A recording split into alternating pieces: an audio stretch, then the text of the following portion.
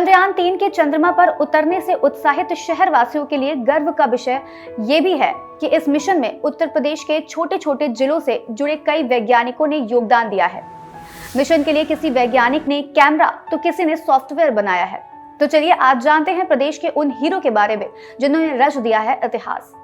चंद्रयान को सही सलामत चंद्रमा पर लैंडिंग कराने की जिम्मेदारी जिनके कंधों पर दी गई थी, उन्हें आप रॉकेट विमेन के नाम से जरूर जानते होंगे।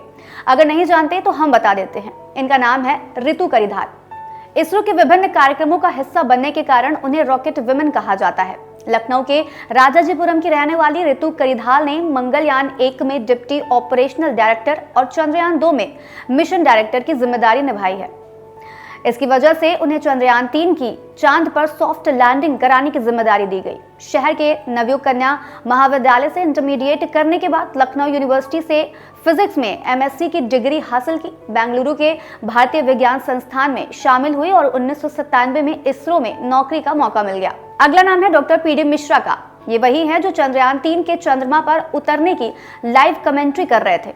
उस दौरान चंद्रयान की पोजीशन व वेलोसिटी बता रहे थे। 2003 में गोरखपुर विश्वविद्यालय से मैथ्स में एमएससी कर बतौर जेआरएफ स्कॉलर यहीं से पीएचडी की उपाधि हासिल की। 2007 में उन्होंने बतौर साइंटिस्ट इसरो में नौकरी शुरू की और अब वहां के कई मिशन में महत्वपूर्ण भूमिका निभा रहे हैं।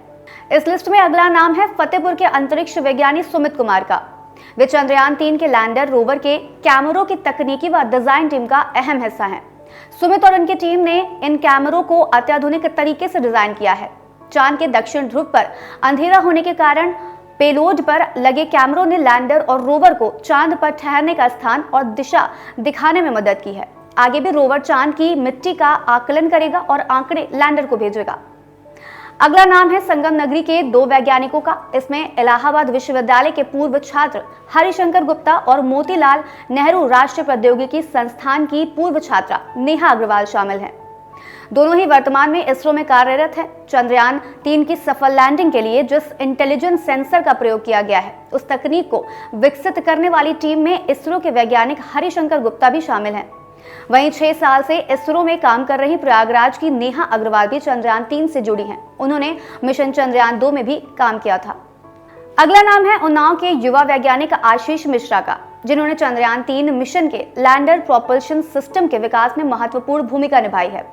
आशीष मिश्रा विशेष रूप से नियंत्रण इलेक्ट्रॉनिक्स और थ्रॉटलिंग वॉल्वों के विकास में सहायक सदस्य रहे हैं, जो चंद्रयान-3 के लैंडिंग प्रयास के लिए महत्वपूर्ण साबित हुए। इस मिशन में मुरादाबाद शहर के 3 वैज्ञानिक मेघ भटनागर, अनीश रमन सक्सेना और रजत प्रताप सिंह भी मुख्य भूमिका में रहे।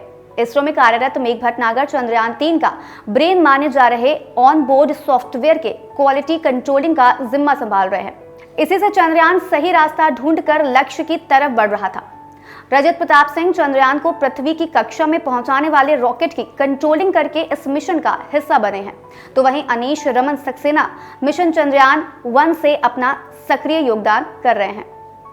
चंद्रयान-3 की लैंडिंग से लेकर कंट्रोलिंग में मिर्जापुर के आलोक पांडे की भी भूमिका है। भारतीय नौसेना से सेवानिवृत्त आलोक को मंगलयान अभियान 2 में बेहतर कार्य करने पर इसरो ने उत्कृष्ट वैज्ञानिक पुरस्कार दिया था। इसी को देखते हुए चंद्रयान-3 की लैंडिंग और कम्युनिकेशन की जिम्मेदारी उन्हें मिली।